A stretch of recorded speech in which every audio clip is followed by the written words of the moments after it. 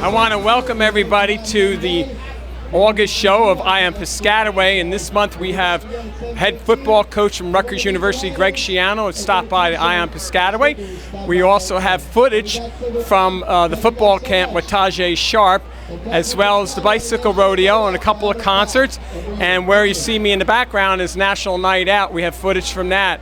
And I hope everybody's been having an enjoyable summer. And now we're going to go to the video. Well, the PCTV crew asked me, why don't we have a road trip? And lo and behold, we're about 1.5 miles from the PCTV studios, and we're here at the players' room here with our head football coach, Rutgers, Greg Schiano. And Greg, I know this is an away game for the TV staff here and myself here, but this is like home for us here in Piscataway, as it is for you. You're now back in your third year on your second go-around here as the head football coach. Before we start going into the 2022 season, why don't you recap the 2021 season, including the logistics you had to do with that surprise showing in the Gator Bowl? That wasn't expected. Well, you're right. First off, it's great to be back. This was an annual thing for you and I, my first go-around, and we started it, and then COVID hit. So. Yes. I'm glad we're back on our routine. 21 was a good year. There was some disappointment. Really, the Northwestern game probably was the low point of the year, in that it was an opportunity that we needed to win that game, and we would have been bowl eligible. But as fate would have it, we had an opportunity to go to a bowl game with 8 days' notice. I was actually, with all the media reports, I was just amazed on how you were doing a public pitch out there for transportation services to get to the. I mean that normally, and the Big Ten's not affiliated with the Gator Bowl, so it was very interesting how you were trying to reach out to get all these offers out there to get the team down there and get the players back, because I'm assuming a lot of them had already left to go back for Christmas break. That must not have been easy for you and your staff to prepare for a major bowl game in a moment's notice. Well, it was. It was really hard. I mean, the whole team was gone. The staff, we had already started on Christmas break as a staff. So, and I was just recovering from COVID, which wasn't really known at the time. Yeah. So, I kind of canvassed the team. Yeah. Do you guys want to do this? Talk to the staff, and because I knew it was going to be on the table, and there was a resounding yes. So we made the move, but then the new variant of COVID really ramped up. So all of a sudden you couldn't get a plane. Yeah. Everything became exponentially harder that you normally can do relatively smoothly. It became exponentially harder. We literally had to take 2 smaller planes. One of them, half the team, more than half the staff, I should say, more than half the staff, and all the support staff had to fly down from White Plains. Okay. So we had to bus up to White Plains. It's the only place we could get a plane. The team and I had to decide what coaches had to go on that plane, because if the second plane didn't get there, we needed to practice that night. Okay. So it really was a logistics nightmare. Will Gilkison, who you know well, Will's been in charge around here for a lot of years. He was our captain in 2005 and was coach for a little while, and now he's the associate athletic director for football. So he really earned his keep. Oh my goodness, everybody did. Kevin McConnell, who you know well, Kevin. All those guys pitched in. We tried to get the team ready, which was darn near impossible, to get a game plan, get everybody ready, get families ready.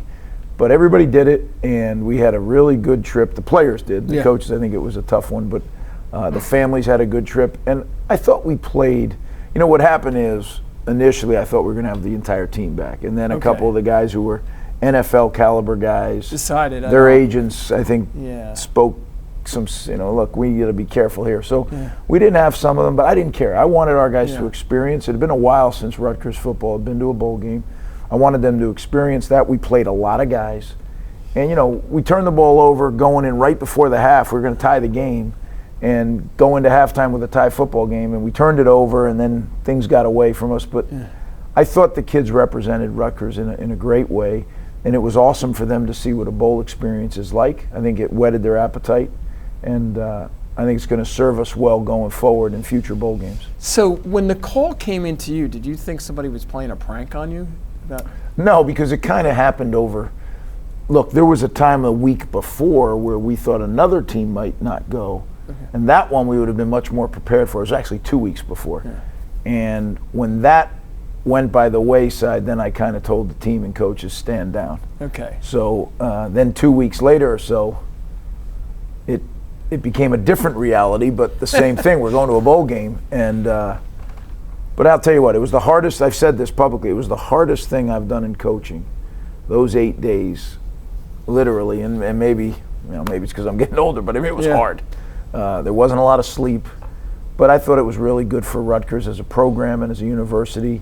And again, the thing that I loved about it was the reason we were the first to have the right to refuse or take it is because of our academic achievement, right? And we can't ever lose sight of that. Which I think the viewership, you have to, what the coach just said is because the academic level of the football team as a whole got you over the finish line. Right, there's something called the APR, and the way it was set up, I don't know if it's that way anymore, but the way it was set up last year was if you are a team with a losing record and there's a bowl opportunity, the team with the highest APR gets first crack. And we were the highest APR of teams with losing record. Well, see, that's why it pays that if you're thinking about having your son come, if being recruited by Coach Schiano, it's a good possibility that they're going to have a good academic rating here and things like that. Well, Rutgers University as a whole, right, is an elite state land-grant institution that really serves so many different areas. So I think academically, we've always said that's one reason that I always believed Rutgers was a perfect fit in the Big Ten. Yeah. You know, the Big Ten, 13 of the 14 institutions are AAU universities. And when you talk about AAU universities, only 56 of them in the whole country, and 13 of those are in the Big Ten. Though I believe the most of any conference. Yep. Yeah. So with that, we're going to move forward to 2022 is upon us. I want to talk about the names, images, and likeness agreements very quickly. Last year was the first year that was in play. How did that help the players, and what could be better possibly for them? Well, I've always believed players should get paid something. That was and you've been your viewpoint has been well documented on this issue. Yeah, I've felt that way, for a long time, for a lot of years. Now, do I think everything that's going on with name, image, and likeness, the way it is today, is appropriate or healthy? No, I don't. But I do think, if handled correctly, this could be a great thing for our players. I think we are handling it. There's a lot that goes into it, right? Number one, you have to educate your players to what this actually is. We've had speakers come in. We've had financial literacy sessions with our team. When you're a college kid, you don't really understand taxes. When they understood all of a sudden, wait a minute, I got to pay income tax on this? And then since you're considered self-employed, it's double the FICA tax. There's a lot of things that a lot of young people didn't understand that they need to be brought up to speed. The other thing that I don't like is the way that some universities are using it improperly or illegally to induce high school guys to come to their campus. You read about some of these deals. Some people say it's not illegal. To me, there's not enough clarity. We don't have strong enough leadership at the top, and I'm talking about the NCAA that has not been clearly defined. This is exactly, they say, well, the rules are already on the books. Well, is it being enforced? No. So, So you're suggesting that there needs to be more clarity 100%. Nationally. More clarity. And right now it's left up to XYZ universities to muddle their way through this, and where it would be helpful if they came out with more definitive regulations. Yeah, definitive, and then have people that will hold people accountable. Right? But right now that's not the case. But look, I'm not crying. You have a situation. You have to figure out how to do it, what's best for your school, for your program, and that's what we're doing. And I think NIL is very important. I think our boosters, our fans, our local and regional businesses need to understand this is not going to go away.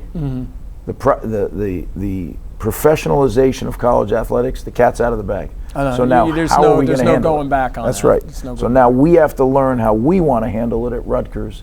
And is it going as quickly as I would like? No. But are we making progress? Yes. Okay. So we're going to move to another question. New Jersey recruiting is active as ever. Do you think with Rutgers being the only D1 school here in the state gives you a little advantage over your competitors in the Big Ten and the Northeast? Well, it definitely does because we're the local school. But as you know, New Jersey geographically is not a very big state, yet we have a lot of population, right? Mm-hmm. So there's inherently, not just with football players, but with young people in general, at times a desire to get out of the state, to go see more, to get to a. But what we need to make sure is we don't need every New Jersey player. We call it the state of Rutgers. It's New Jersey, New York, Staten Island, Westchester County. Tri-state region. The area that surrounds Rutgers, Philadelphia, that touches us. We need to be able to recruit the best players and the best people, the people that are right for Rutgers. And I've always said that. I don't get caught up in, how many of these players do we have? How many of these? We need the right players for Rutgers.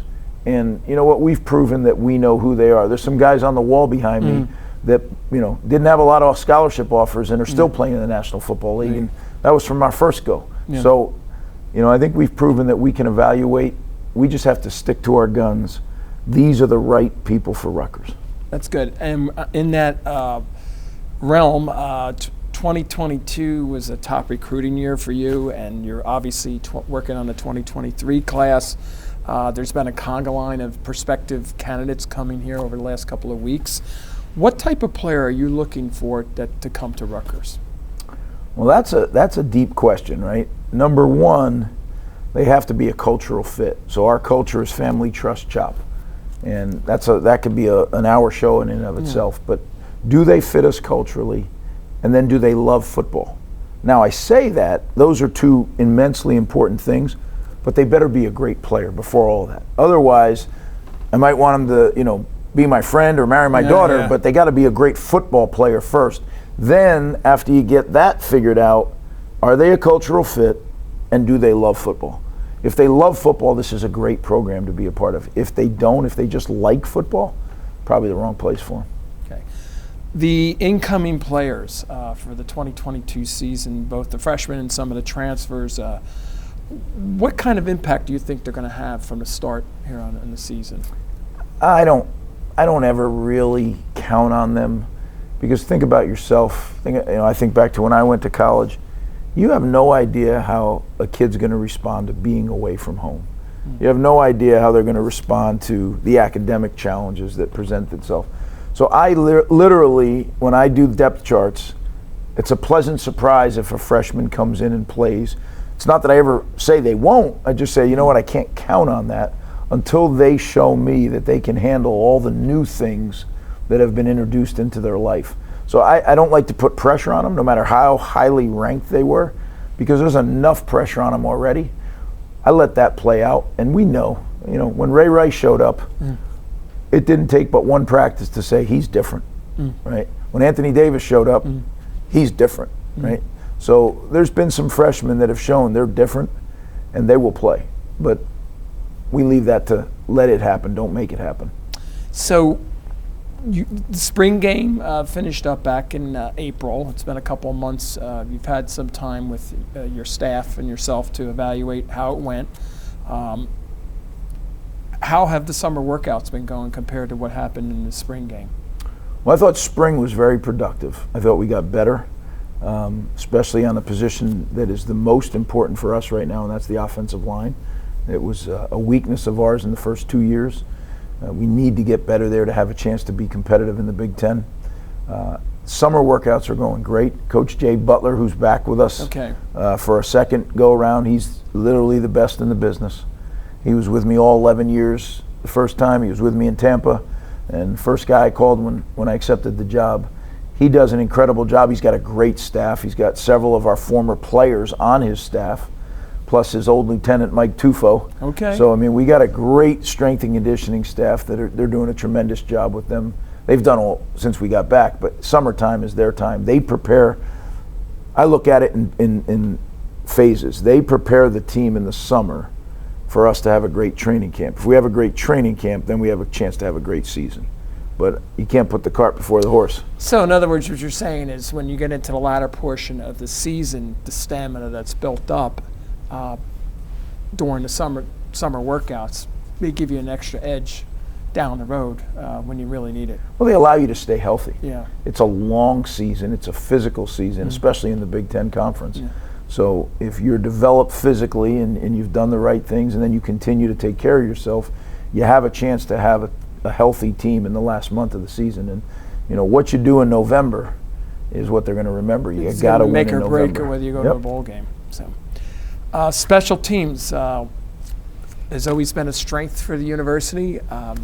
I see that the punter, who's originally from Australia, is once again, there's some preseason accolades for him right now. Where do you see him going for this season and into the future? Because it appears that he does have a future outside of playing collegiate football. Well, Adam Korzak's the best punter that I've been around in 35 years of coaching. And he is a technician. He's an Aussie punter, so he can roll, but he's also very good as an in-the-pocket punter. And we're going to do more of that this year because he's very good at it. I really think, we set a record, and I didn't make a big deal of it. We set a national record in all-time college football for net punt last year. So the best that's ever been done. So just for the lay people out there, net punt, just briefly explain that. Well, if we punt the ball 45 yards and you return it 0, then it's a 45-yard net punt. If we punt the ball 45 yards and you return it 10, well, then it's a 35-yard net punt. We averaged over 45 yards net punt, which is a record in the history of college football. And a large part of that was due to Adam Korzak and how he performed. He's special. Special individual. Anybody else on special teams going to stand out this year? Well, I think a lot of guys. You look at our punt team. We think punt is the most important play in football. And you'll see we have starters up and down the punt team because it changes. It's the largest exchange of real estate, and it's the only play in football that's an organized turnover.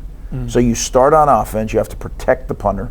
So you start as an offensive player. Once the ball's punted, you become a defensive player. It's the only play in football where you start on offense and you're going to end on defense. So it takes special guys to do this team. Okay, offensively, what can we expect this year as far as the QB, the offensive line, the receivers, the tight ends? Well, we need to be improved offensively. We weren't good enough on offense last year to effectively win enough games. I think it starts, and I said it at the beginning of the season last year, we'll go as far as our offensive line will take us. And that was about where we ended up. 5 wins, 7 losses.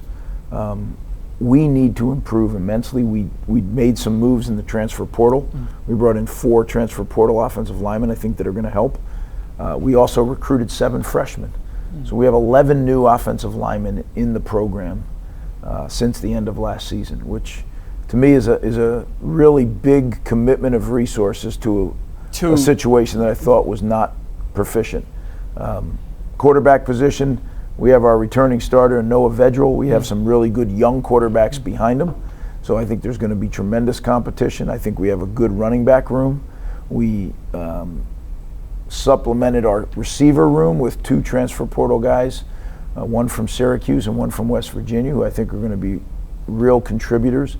So I think we will be a better offensive football team. Our tight ends, I think, are one of our strengths. Johnny Langan plays almost damn near every position. And he's an interesting player. He sure is. He comes in and, for unique plays. And as you noticed, as the year went on, he did more and more traditional tight end. He's become quite a tight end. So between he and Matt Alaimo, I think we have a situation where we have 2 really established tight ends, and Victor Konopka, who is a kind of a backup to them, who's a younger guy. He too can be really good. So I think our tight end situation has gone from one where I was really concerned when I initially arrived to a strength of our offense. You just mentioned a couple of times about how you picked up certain players from the transfer portal. In collegiate football now, I mean, that wasn't something that was really active when you came in the first stint. How does that impact college coaching now and recruitment, where you now can get players on the transfer portal? Well, it's a huge difference, right? That players. It's almost like you're getting in lack of a better terms, in like professional football, you're getting a free agent. So. Oh, I wish it was, but unfortunately, again, it's one of the things that is not. The cart got out before the horse. Mm-mm. At least in the National Football League, you know if you have a player, he's under contract until this date. Mm. In college football, a guy decides he wants to go into the portal, he just goes into the portal and leaves. Yeah. Now, we've benefited from the portal, and we haven't really been struck terribly badly by the portal. We've lost a couple guys but most of the guys that went into the portal, that was okay with us. There was a couple that we wish we would not have lost. But that could change on a dime. Yeah. You never know how young people are going to react. People say, well, you can't even coach them. No, you can coach them exactly the same way. They just need to know that you love them and you care about them. And that's one thing that I say in this program, our players know. We coach them hard, but they know that we are involved in every area of their lives. And not just the head coach, every one of our assistant coaches, our staff members. To me, that's still the secret sauce, is they better know that you care about them as people first, and then football players second. Okay. We're going to switch gears and go to the defensive side. There's been some changes made. How has that been working out with the staff, with the defensive changes that have been made? Oh, I love our defensive staff. I think they've gelled really quickly and really well. We've made some moves. We moved some guys around. Drew Lascari was on our staff as a quality control coach. He became our safeties coach. Bringing in Joe Harasimiak has been a huge boost to our program. Joe is an excellent defensive coach. The thing that is important to realize is Joe Harasimiak was out at Minnesota with P.J. Fleck, as was Joe Rossi, both guys that are in our defensive system. So our defensive system has kind of branched out across America, so there's a lot more guys running it. So for Joe to come back, most of the guts of the defense are the same as that they've been. Some changes, some tweaks, which are good, right? That brings in some growth. Maybe some terminology is different, but I think everybody's comfortable, and that's helped kind of help us take off. So defensively, between the line and the linebacker core and the secondary, who's going to be the team leader on the defense side? Well, that's a good question. I think we have some real strong leadership up front. We lost some real strong leadership at the linebacker position, and we have a really strong secondary returning. So I think we have strong leadership sandwiching those linebackers, and we have some good, talented young linebackers that just need to play and, earn their stripes. Well, that's good. How do you feel about the offensive and the defensive depth overall? Much improved from when we first got back. And that's excluding what you picked up in the portal, the players in the portal? No, I think it's including those. Okay. I think it's including those. I think our depth, when we got back, this is what I said to people. When we got back here, we inherited a team that knew how to work, right? Coach Ash left the team. They worked hard. It's not like we walked in here and these kids didn't know how to work. They knew how to work. Some of the roster management had gotten a little out of whack. Okay. We had 16 scholarship wideouts and 11 scholarship linemen. That should be kind of flipped, and even more linemen. So we're finally getting it back into line where it needs to be. So the depth's getting better. I'd say we're probably a year away from having it exactly as we like to, and then from there it kind of steadies out. And that's where the 2023 recruiting class plays into that. That, as well as if we take any transfer portal guys in the next cycle. Okay. Everybody knows that for the Rutgers basketball team, playing at Jersey Mike's Arena is a great advantage for basketball. Is SHI, do you feel SHI, the stadium here, is the same way compared to, I know the rack is very loud, but do you feel that gives us a edge during in the home team playing here with the crowd? I feel it has in our first go-round, right? We had that string of sellouts, and this place was as loud as any place in the country to play. It hasn't been since we've been back, but that's all part of the growth of regenerating the program, getting it back to levels that it's been and then beyond, right? But when that place is packed back there, it is loud. You can't hear. It's vertically right on top of you. And that's where the fans are going to be key for the impact on We need them. And as I've said from the beginning, we don't need you when we're number 5 or 4 or 3 in the country. We need you right now when we're building this thing. That will get us to there. It'll help us in recruiting. It'll help us win games. So we do. We need our fan base to show out. And I understand. I'm born and raised in New Jersey. We put it together the first time. We saw the growth. We saw what happened with the turnout and the sellouts. And I've seen what that place can be, the advantage it can be when it's packed and it's loud. For instance, going back with the Louisville game, the famous Thursday night game. That's one, but there's plenty of them. Yeah. It wasn't, when you have a string of 20-something sellouts, you can look to a lot of games that were just really, really loud, really, really fun. It's a great place to bring recruits. It's a great place to bring family. I never understood tailgating until I was out of football for 1 year. I went to my son's games and tailgated. This tailgating stuff is fun, right? So I look at some of the videos now differently when I see families tailgating and face painting, and what a day. What a day to bring your family down here, and it's affordable and it's fun, and I think it's something that New Jersey really, when we got it going last time, this became the gathering place for all of New Jersey here in Piscataway, and I think that's going to happen again. So in other words, the coach wants everybody to head to the ticket office and buy season tickets this year. Doesn't hurt. Okay. You said for years that this conference that Rutgers is in, the Big Ten Conference, what's it like competing in the Big Ten Conference? It's the best. I mean, you want to be the best, you got to compete with the best.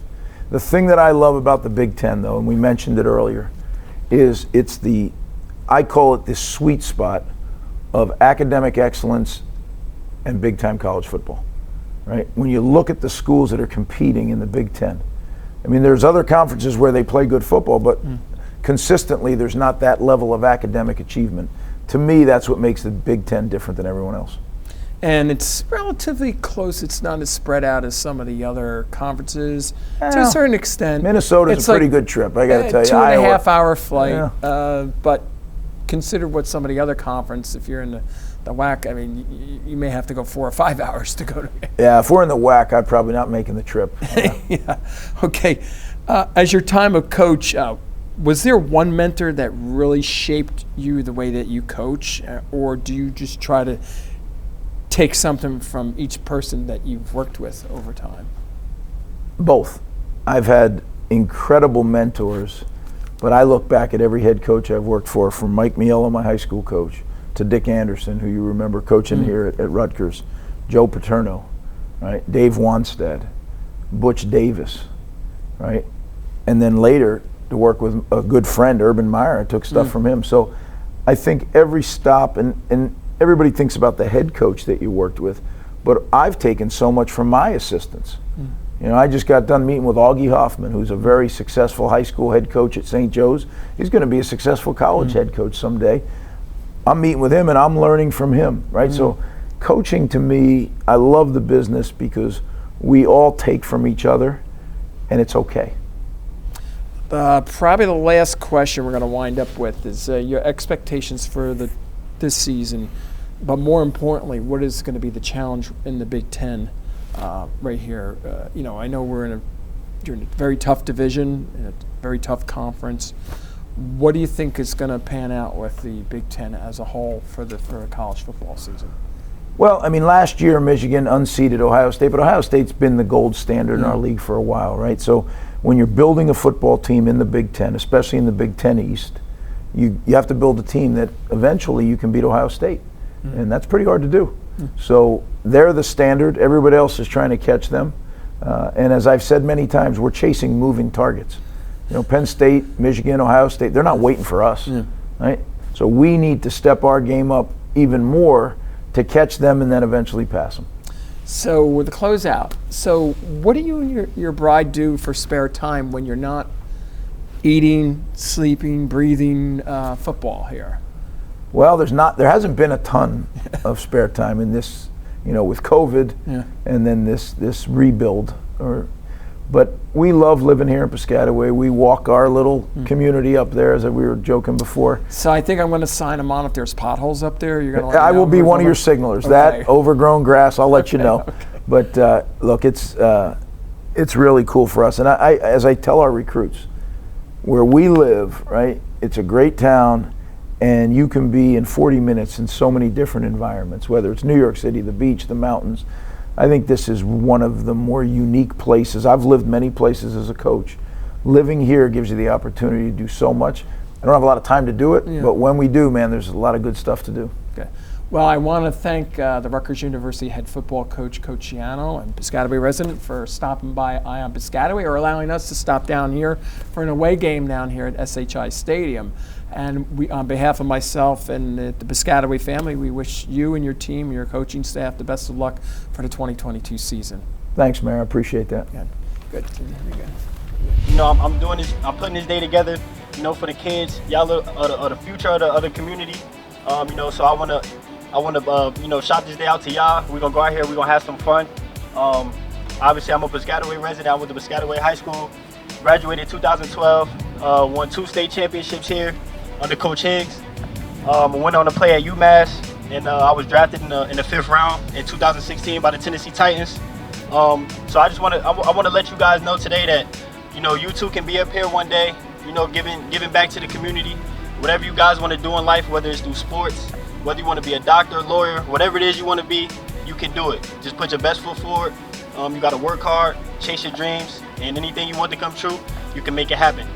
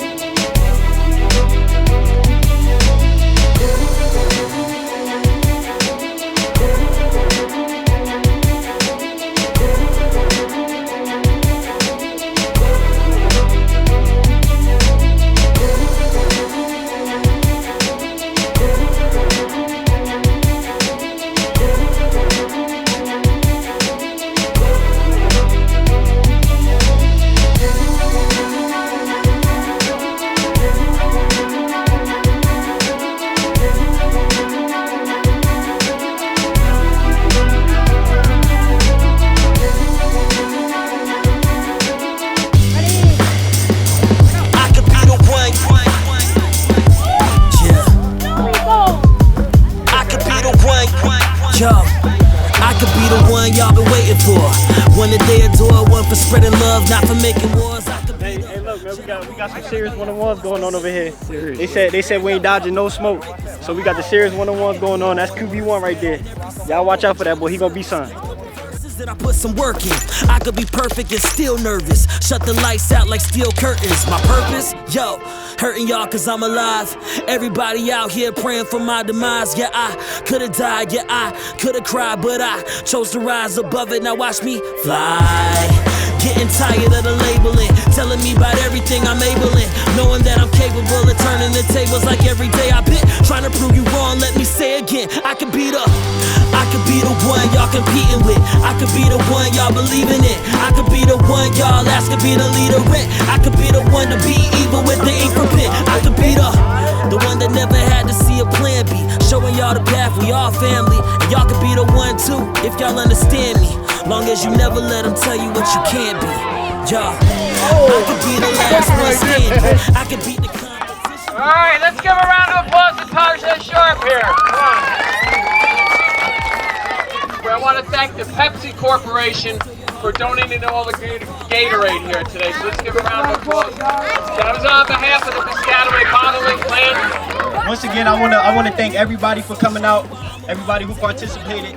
Once again, I want to thank Mayor Wahler. I want to thank Dana and Mike Griff for helping me put this thing together in such short notice. We're going to have this water balloon fight. We're going to turn up. But y'all got to catch me first. Yeah, I could've cried, but I chose to rise above it. Now watch me fly.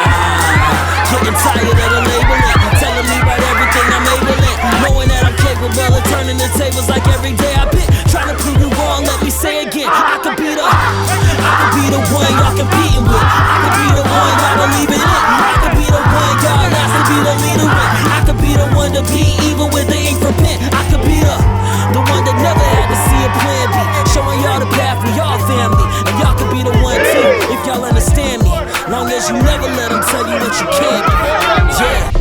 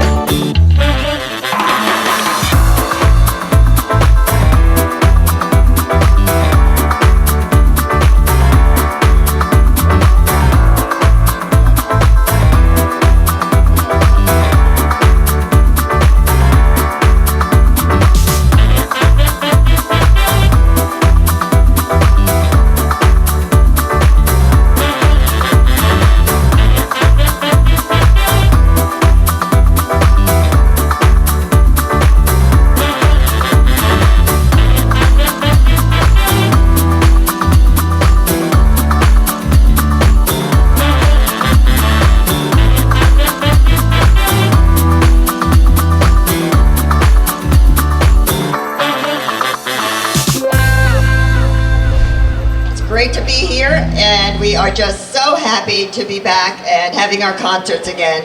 And I hope that you are happy that we are here too, and that we have some wonderful bands.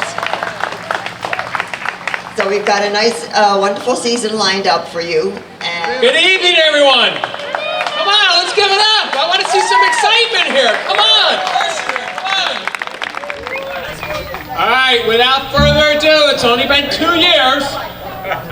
Come on, let's give a Piscataway warm welcome to Rick Newport and Tequila Rose. Take it away, guys. Thank you, Mayor Sutton. Thank you, Kitty, for having us back. It's a beautiful night here at Piscataway. We're going to play some country music and a little rock and roll for you. Have some fun, everybody.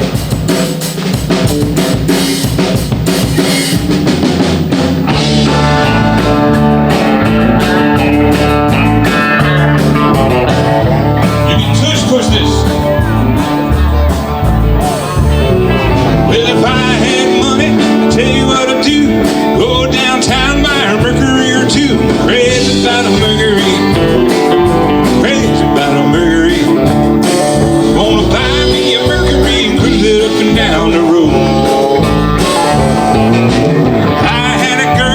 stole her from a friend. He got lucky, stole her back again. She heard he had a Mercury. She crazy about a Mercury. Wanna buy me a Mercury and cruise up and down the road. I'm a cruising.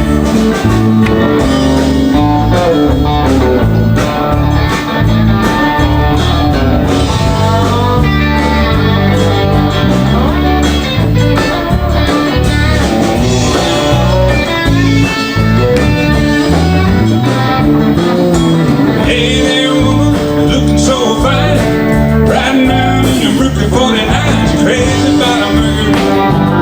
Oh, she crazy about a Mercury. Wanna buy me a Mercury and cruise it up and down the road.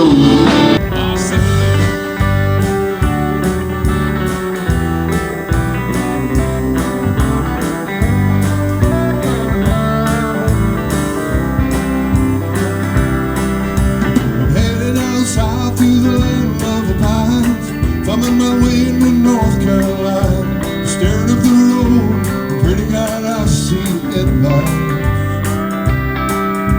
I made it down the coast in 17 hours, so picking me a bouquet of dogwood flowers, so hoping for Raleigh, I can see my baby tonight. So rock me, mama, like a wagon wheel, rock me, mama, any way you feel. Hey.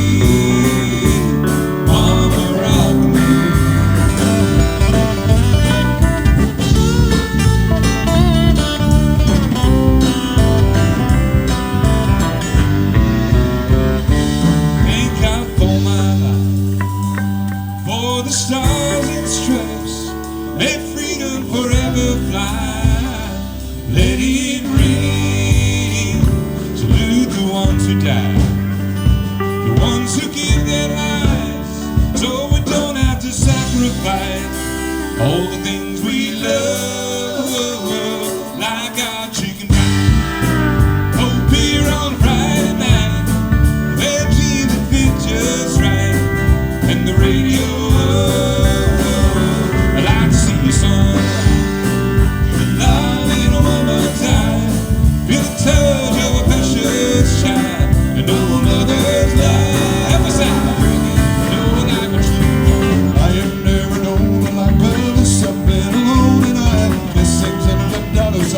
Other girls will never quite like this. Falling, yes I am falling, and she keeps calling me back again.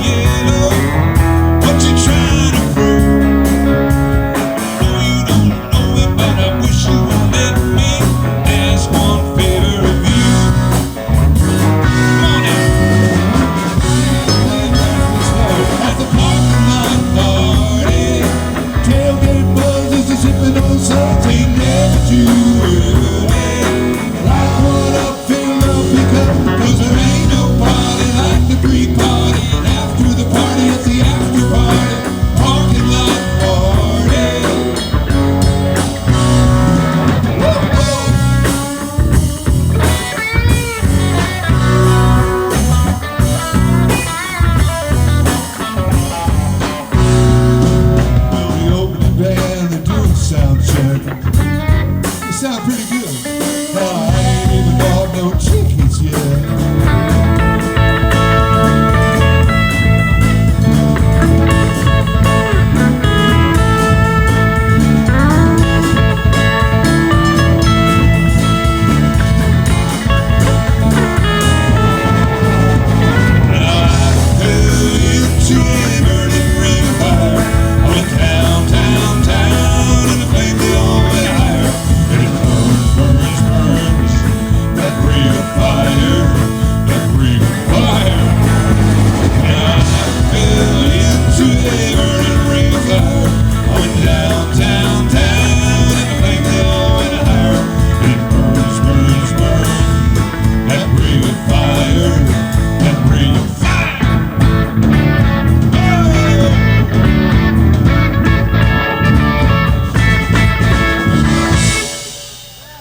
Thank you all for hanging out with us. We are Tequila Rose. Thank you for having us back to Piscataway. Enjoy the rest of the summer.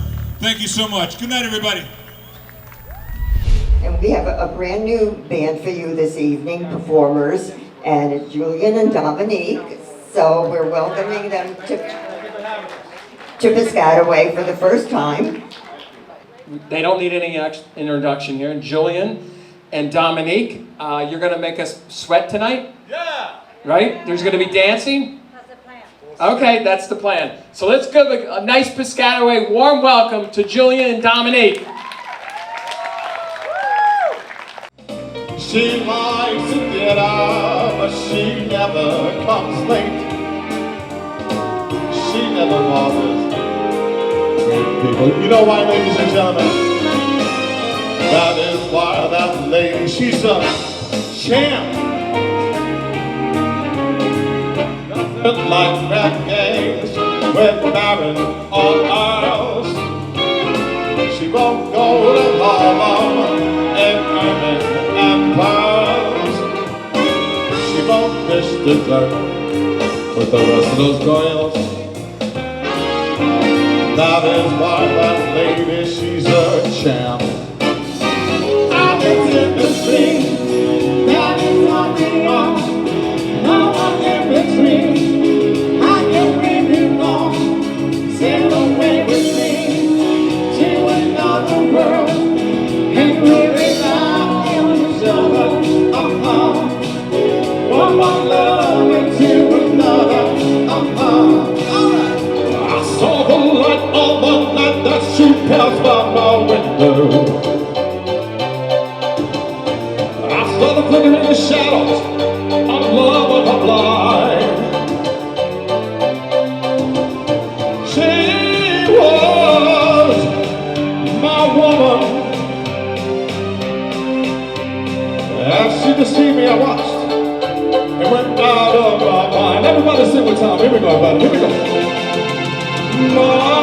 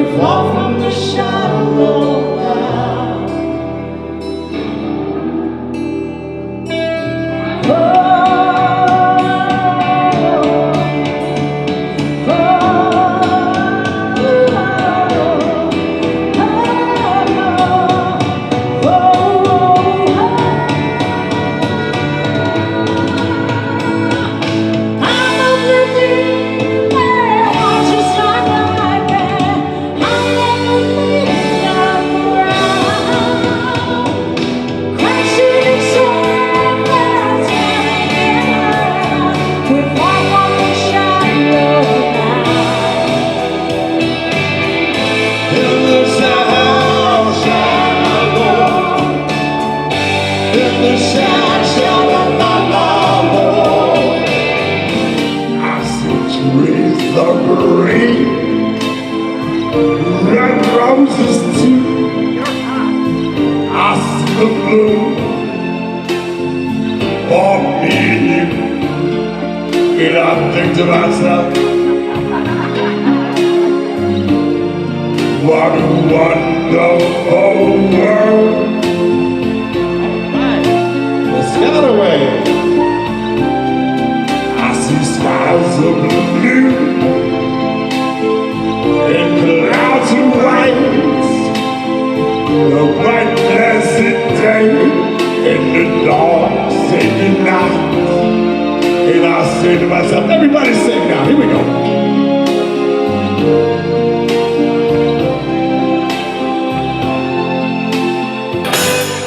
So I'll tell you something. This can be love, see color. I am the time of my life. Oh, I never felt this before. Yes, I say, listen to you, and I'm all to you.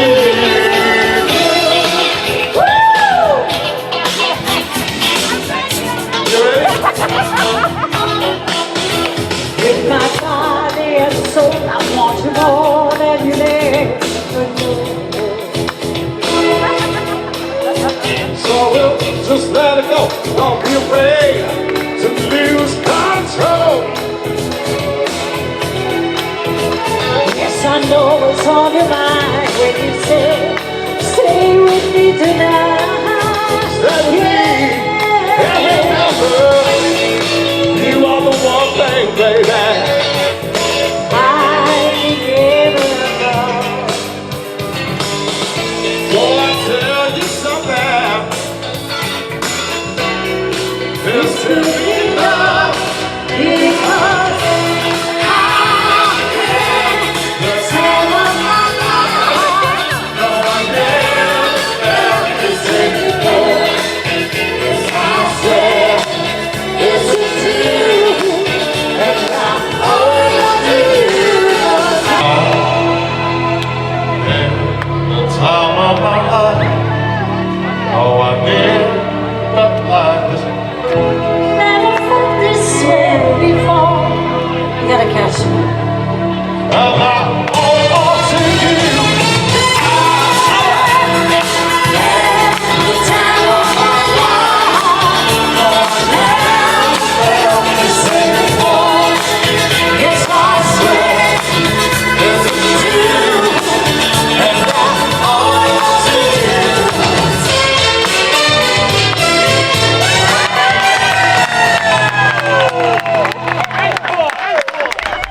I want to thank everybody for watching I Am Piscataway. We look forward to seeing everybody in September. And remember, school is opening right after Labor Day, so good luck to all the parents and kids out there with the opening of school. And we'll see you in September at the I Am Piscataway show. All right, it's officially started. National Night Out 2022 in Piscataway at our new location. Good evening, Piscataway! Thank you for coming out to the 2022 National Night Out. I really appreciate everybody coming over here. And I want to introduce myself. I'm Mayor Brian Wahler, and I'm out here tonight with some of the other governmental folks here. We have our council president, Michelle Lombardi. We have Councilman at Large, Pastor Rouse, Councilwoman Gabrielle Cahill. We have Councilman Steve Kahn. We have Councilman Kapil Shaw. And we have Councilwoman-elect Sharon Carmichael. We also have our County Commissioner from Piscataway, Chanel McCullum. And before I'm going to turn the mic over to our County Sheriff, Millie Scott, to say a few words. Hello, Piscataway. Welcome to National Night Out. As the Sheriff of Middlesex County, I want to welcome you here on behalf of my office. And I'm going to turn around so you can see my Dare shirt that I have on here today. And the big word is to say no and when to say yes. anti-bullying and anti-drugs, okay? This is a huge undertaking, as you can understand. I want to thank the Community Policing Division, Detective Calvin Laughlin, Detective Tyshawn Myers, and Sergeant Thomas Abode. They did an outstanding job.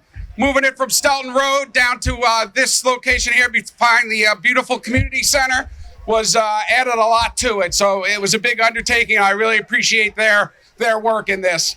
I also want to thank all the officers that are here today. Please approach them, talk to them. They're here to talk to you. Engage them, talk to them, and hopefully that the relationship you build here will pay off in the future. So thank you very much for coming out. We're super excited about today. If you're ready to have an awesome time, I'm ready, so let us party for the night. We've been hanging on for quite some time. It's gonna be a very long night, and I got everything, so now I feel right.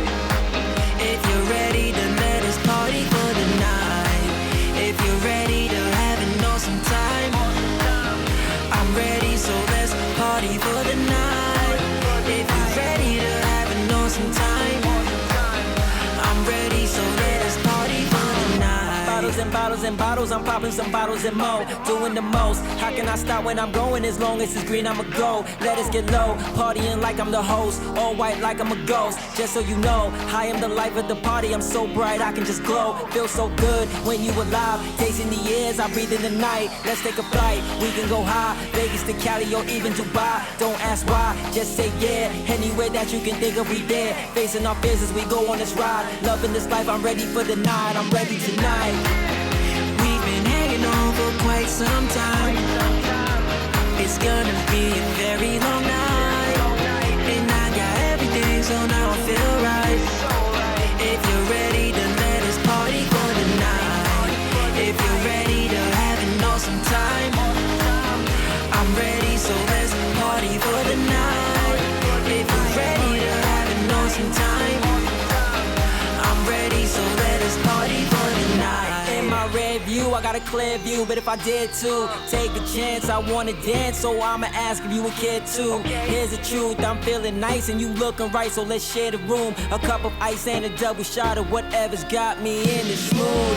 It just feels good, living your life like you know that you should. Ride that wave, sip champagne, out for the night cause we just got paid. Club on slate, nothing to say, just good vibes, we live in a blade. Doing whatever we want on this ride, loving this life, I'm ready for the night, I'm ready tonight. We've been hanging on for quite some time. It's gonna be a very long night, and I got everything, so now I feel